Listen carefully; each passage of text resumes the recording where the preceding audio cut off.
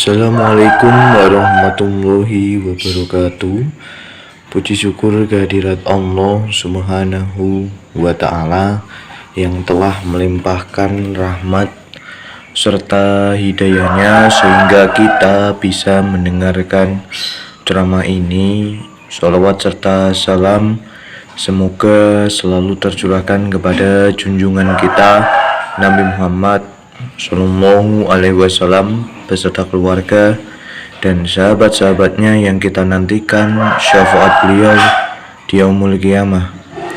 Hari ini saya akan memberikan ceramah yang berjudul Hijrah Menuju Perubahan yang Berkualitas. Seringkali kita memaknai hijrah hanya sebagai perpindahan fisik.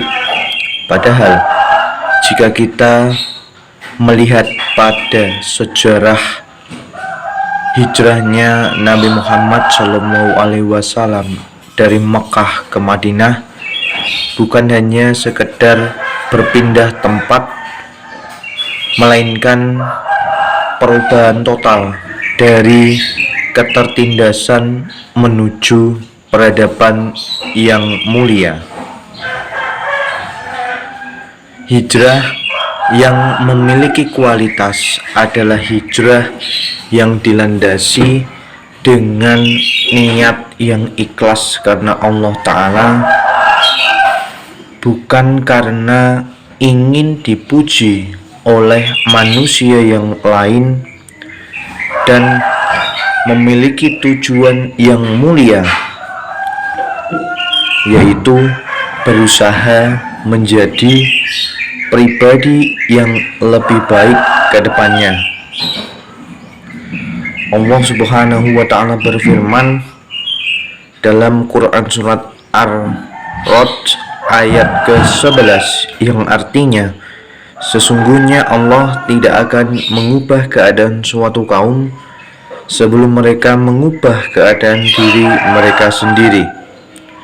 Di dalam ayat ini menekankan betapa pentingnya perubahan yang ada di dalam diri manusia.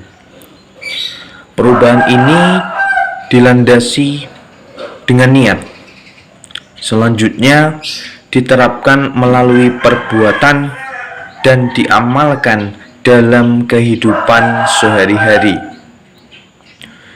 Hijrah juga merupakan perbuatan yang berubah dari yang sebelumnya selalu melakukan keburukan, berubah menjadi perbuatan yang baik atau berubah untuk lebih berbuat kebaikan, sehingga Allah pun akan mengetuk pintu hati daripada umat muslim yang ingin berubah ke jalan Allah Subhanahu wa Ta'ala. Ada 3 poin yang ingin saya jelaskan agar hijrah kita berkualitas. Yang pertama, hijrah dari hati yang dilandaskan pada niat dan tauhid. Perubahan sejati dimulai dari hati yang ikhlas. Kita juga harus membersihkan hati kita serta menjauhi larangan Allah, baik berupa perbuatan syirik, perbuatan maksiat, dan perbuatan yang dilarang oleh Allah Ta'ala. Perbuatan yang dilarang Allah juga termasuk ketika kita mungkin pernah merasa malas untuk beribadah, malas untuk membaca Al-Quran, dan lain sebagainya. Ini harus kita hindari. Konsep daripada hijrah, seperti yang saya katakan tadi, adalah berubah menjadi pribadi yang lebih baik dan meninggalkan keburukan-keburukan di masa yang lampau. Hijrah yang berkualitas artinya adalah menanamkan tauhid yang kuat, menanamkan diri kita bahwa kita adalah hamba Allah Subhanahu wa Ta'ala, hamba yang taat melakukan ibadah, hamba yang selalu dilindungi oleh keberkahan yang diberikan oleh Allah Subhanahu wa Ta'ala. Sehingga ini akan relevan dengan poin yang kedua, yaitu hijrah dari kebiasaan buruk.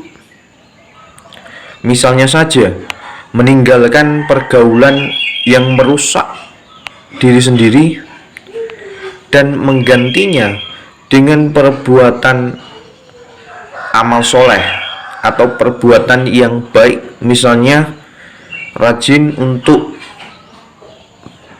beribadah di masjid, sholat berjamaah, membaca Al-Quran, dan mencari pergaulan yang baik yang bisa menuntun kita ke surganya Allah.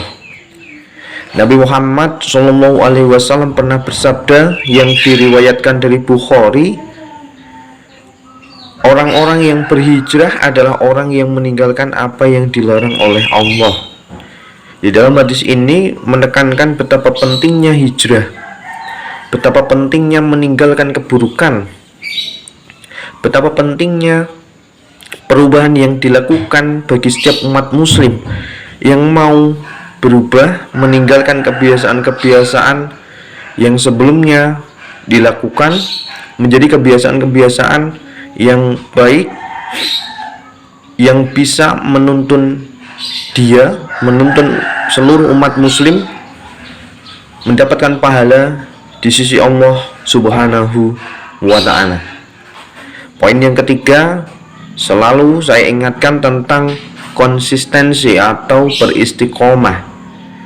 Hijrah ini bukan seperti musim panen. Hijrah yang berkualitas merupakan perjuangan yang panjang tentang keistiqomahan, tentang konsistensi yang seharusnya kita lakukan dalam perbuatan sehari-hari. Amalan-amalan yang dikerjakan secara kontinu atau secara terus-menerus agar pahalanya tidak terputus di tengah jalan, sehingga pada akhirnya nanti kita mendapatkan keberkahan dan keridhaan dari Allah Ta'ala yang bisa menuntun kita ke jalan yang lurus, jalan yang diridhoi Allah Ta'ala. Misalnya saja ketika ada seorang umat muslim yang rajin sholat duha, maka dia harus selalu konsisten dengan apa yang dikerjakan, karena sejatinya sholat duha juga bisa memperlancar rezeki bagi orang-orang yang beriman dan bertakwa kepada Allah Ta'ala. Akhirnya mari kita jadikan hijrah ini sebagai upaya untuk meningkatkan keimanan kita, meningkatkan integritas yang ada pada diri kita, sehingga menghasilkan kontribusi yang positif, kontribusi yang bisa diterapkan oleh masyarakat, sehingga hijrah yang berkualitas bukan hanya sekedar kata-kata semata, melainkan bisa bermanfaat bagi banyak orang, dilandasi dengan kejujuran dan dilandasi dengan niat yang ikhlas.